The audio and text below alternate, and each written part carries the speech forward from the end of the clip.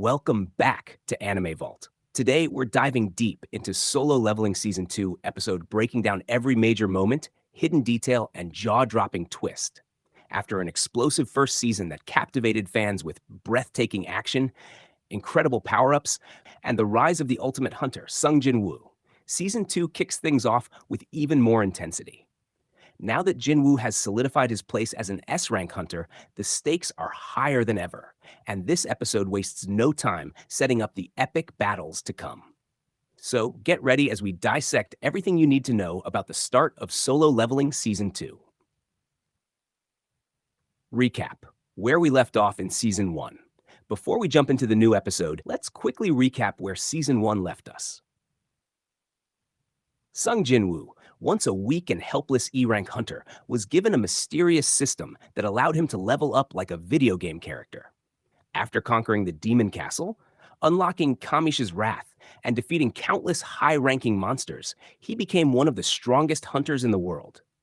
The season ended with Jin-woo facing off against Thomas Andre, America's strongest hunter, proving that he is now a force to be reckoned with. However, the world is changing. Powerful enemies are watching, and new threats are emerging. With that setup, let's jump straight into Season 2, Episode 1. Opening scene: the calm before the storm. The episode begins with an eerie sense of quiet. We see a mysterious dungeon in Japan, one that's far more dangerous than anything hunters have faced before. A group of elite S-rank hunters has been sent in to investigate, but from the very start, something feels off. The atmosphere is thick with tension. Shadows creep along the walls, and the deeper the hunters go, the more uneasy they become. Suddenly, a massive, overwhelming aura fills the room, and before they even have a chance to react, a horrifying presence reveals itself. This is our first glimpse at the monarchs, powerful beings that will play a huge role in the coming season. But before we can fully process what's happening, we cut away to Sung Jin-woo's new status. Now, we shift back to our protagonist, Sung Jin-woo. He's stronger than ever, but he's not just focused on growing his power anymore. With his mother cured and his family finally safe, he's starting to think about his place in the world. We get to see a more human side of Jin-woo here. His interactions with Jin-ah, his sister, his mother, and even some of his hunter friends. He's no longer just the weak E-rank struggling to survive. He's now someone that others look up to and fear. But even in these peaceful moments, Jin-woo knows that something is coming. A new threat: the monarchs begin to move. The peace is short-lived as Go Gun-hee, the chairman of the Hunter Association, calls Jin-woo in for a meeting. He warns Jin-woo that unusual dungeon activity has been increasing, and there are rumors of powerful beings beyond even S-rank. At first, Jin-woo doesn't seem too concerned. After all, he's already faced enemies that seemed unbeatable. But then, the real bombshell drops. Gun-hee shows him footage from the Japanese dungeon raid. The hunters sent in were some of the strongest in the world, yet they were completely annihilated. And at the center of the destruction, a shadowy figure unlike anything they've ever seen before. Jin-woo's instincts tell him one thing: this is no ordinary monster.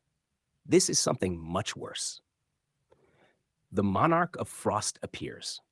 And just like that, the episode takes a dark turn. We return to the devastated Japanese dungeon where a single survivor, a terrified S-rank hunter, is crawling through the rubble. He tries to escape, but then a figure steps out of the darkness.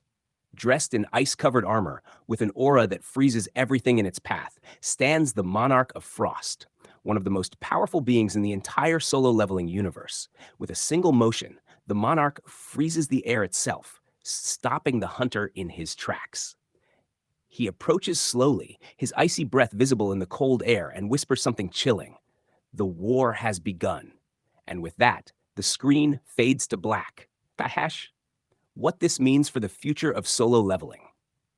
This episode does an amazing job setting up the major conflicts of Season 2. Here's what we can take away from it. 1. The monarchs are making their move. The monarchs are beings of unimaginable power, and they're not just hunting Jin-woo. They want to destroy humanity itself. The Monarch of Frost is just one of many, and if he's this terrifying, imagine what the others are like. Jin-woo's role is bigger than he realizes. He's no longer just a hunter. He's now the Shadow Monarch, and the enemies he's facing aren't just dungeon bosses. They're godlike beings. The power he has isn't just for himself anymore. He might be the only one who can stand between the monarchs and total destruction. A war is coming. The monarchs aren't going to wait for Jinwoo to come to them. They're bringing the fight to him. The next few episodes are going to be some of the most intense battles in the entire series. Final thoughts. The calm before the storm. Solo leveling. Season 2 and 1 doesn't waste any time. It sets up the massive war that's about to unfold and introduces enemies that make everything Jinwoo has faced so far look insignificant. With the monarchs now making their move, Jinwoo will have to push himself further than ever before. Will he be ready? Or will the power of the monarchs be too much, even for him? We're in for an insane season, and this is just the beginning. That's a wrap. That's it for today's deep dive into Solo Leveling Season 2, Episode 1. If you enjoyed this breakdown, make sure to like, subscribe, and hit the notification bell so you don't miss out on future episodes. Let me know in the comments, what do you think about the monarchs? Are they going to be Jinwoo's toughest challenge yet? Drop your thoughts below, and I'll see you in the next one. This is Anime Vault, signing off.